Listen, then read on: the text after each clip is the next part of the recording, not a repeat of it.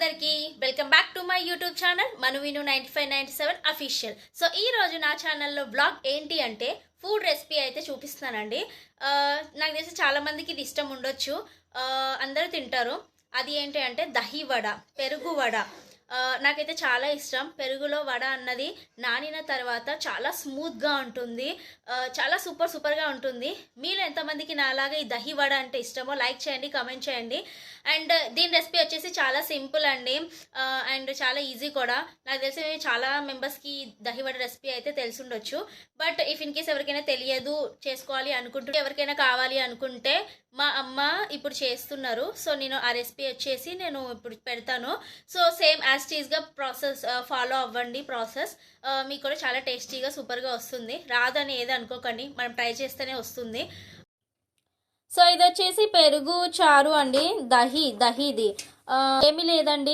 మన దగ్గర పెరుగు ఉంటుంది కదా, పెరుగును వచ్చేసి కొంచెం వాటర్ వేసుకొని, మన కన్సిస్టెన్సీ బట్టి కొంచెం వాటర్ వేసుకొని కలుపుకొని సైడ్కి పెట్టుకొని తాలింపు వేయడమే అండి. తాలింపులో ఆవాలు, జీలకర్ర, ఎండుమిర్చి అవి వేసి కొంచెం పసుపు వేయండి. కొంచెం పసుపు వేసి ఈ పెరుగును అందులో వేసేయడమే, ఇంతే. ఇంకా తాలింపు వేసేస్తే ఇది దహి ఇట్లా అవుతుంది.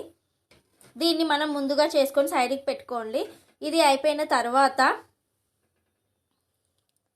ఈ సైడ్ వచ్చేసి కడాయి పెట్టుకున్నాం. కడాయిలో ఆయిల్ వేసుకున్నాం, ఎందుకంటే మనం వడ చేస్తున్నాం కదా, గారెలు.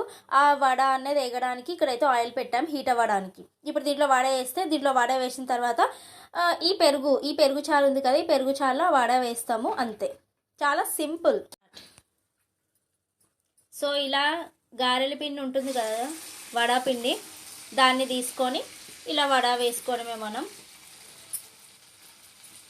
మా అమ్మ అయితే వేస్తుంది వడ.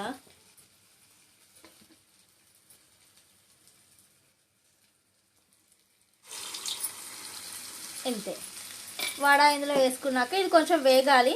వేగిన తర్వాత మళ్ళీ ఈ దహిలో ఈ పెరుగు చారులో వేసేయాలి. అదే నానిపోతుంది. అండ్ ఉప్పు చూసుకోండి, ఎందుకంటే మనం ఆల్రెడీ వడలో, గారెల్లో ఉప్పు వేస్తాము, పెరుగు చారులో కూడా ఉప్పు వేస్తాం కాబట్టి రెండిట్లో మీడియం వేసుకోండి. ఇందులో కొంచెం, అందులో కొంచెం అడ్జస్ట్ అయ్యేటట్టు వేసుకోండి. లేదు అంటే ఉప్పు కారం అయిపోతుంది, మొత్తానికి తినలేరు. ఇంకోటి ఏంటి అంటే కొంతమంది గారెలు వడ పిండిలో సోడా వేస్తారు పొంగడానికి, అది ఇది. కానీ మేమైతే సోడా వేయమండి. అది ఎంత మంచిది కాదు కదా హెల్త్కి. మేమేం సోడా వేయకుండానే చూడండి గారెలు ఎంత మంచిగా పొంగుతున్నాయో. ఇదేం లేదండి, మనం పిండి మనం నానబెడతాం కదా, మినపప్పు నానబెట్టినప్పుడు కొన్ని బియ్యం వేసుకోండి దాంతో పాటే. ఆ తర్వాత నానిన తర్వాత మిక్సీకి వేస్తాం కదా, వాటర్ అనేవి ఎక్కువ వేయకండి. వాటర్ ఎక్కువ వేస్తే మనకు గారెలు వేయడానికి రాదు, లూజ్ అయిపోతుంది. సో అందుకే కన్సిస్టెన్సీని చూసుకొని మీరు పిండి పట్టండి. పిండి పట్టిన వెంటనే గారెలు వేయండి. ఇలా చాలా బాగా వస్తాయి అవి, ఫ్లఫీగా, ఇలా మంచిగా ఫ్లఫీగా వస్తాయి. సోడా వేస్తేనే పొంగుతాయని మాత్రం అనుకోకండి, సోడా అసలు మంచిది కాదు హెల్త్కి. మేమైతే కంప్లీట్లీ అవాయిడ్ చేస్తాం సోడాని. చూడండి మా అమ్మ వచ్చేసి గారెలు ఎంత బాగా వేస్తుందో.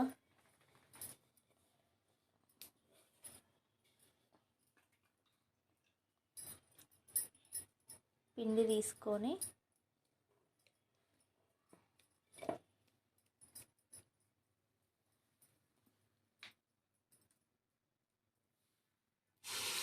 అంతే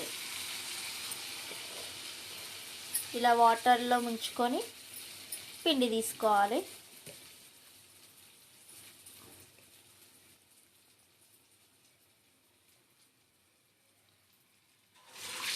అంతే. సో ఇప్పుడు వడ రెడీ అయిపోయింది కదండి. డైరెక్ట్ ఇందులోంచి వేడిగా ఉన్నవి పెరుగు చారులోకి వేసేస్తే తొందరగా లోపలికి వెళ్తుంది, అంటే నానుతుంది, వేడిగా ఉంటుంది కాబట్టి. గారెలు అయిపోయాయి. ఇక్కడ ఒక సైడ్ గారెలు పెట్టేసాం, ఒకసారి పెరుగు చారు ముందే చేసేసాం కదా. సో ఇక్కడ గారెలు అయిపోయాయి వేడిగా. సో ఆ వేడివి తీసి పెరుగు చారులో అయితే ఇట్లా వేస్తున్నాము. ఎందుకంటే వేడిగా ఉంటే తొందరగా అది నానుతుంది, గుంజుకుంటుంది. ఎట్లా అంటే మనం గులాబ్ జామున్ చేసిన ఐడియా ఉంటే గులాబ్ జామున్ కూడా సేమ్. గులాబ్ జామున్ ఇట్లా వేగంగానే ఇటు వచ్చేసి మనము సిరప్ ఉంటుంది కదా, షుగర్ సిరప్, దాంట్లో ఇలా వేడిగా గులాబ్ జామున్ చేసుకున్నవి వేస్తాం. ఎందుకంటే అవి వేడి మీద ఉన్నప్పుడే లోపలికి పీల్చుకుంటాయి. సో ఇది కూడా గారెలు అంతే, ఇలా వేడిగా ఉన్నప్పుడు వేస్తే లోపలికి మంచిగా పెరుగు అన్నది ఇలా పీల్చుకుంటుంది, స్మూత్గా అవుతుందండి. అంతే, సింపుల్, ఇంకేమీ లేదు. ఇలా మీరు వడలు చేసుకొని మీకు ఎన్ని కావాలంటే అలా కన్సిస్టెన్సీని చూసుకొని మీరు వడ వేసుకోండి.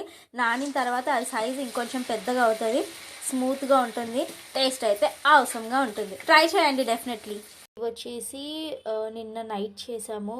నైట్ మొత్తం ఓవర్ నైట్ అట్లనే పెట్టేసాము సోక్ అవ్వడానికి, అంటే నానడానికి. సో మార్నింగ్ లేచాక అయితే ఇలా ఉంటాయి చూడండి, చాలా మెత్తగా ఉంటాయి. చూడండి, ఒకటి తీసాను, ఎంత మెత్తగా ఉందో మీరే చూడండి. ఇలా అంటే ఇగో విరిగిపోతుంది.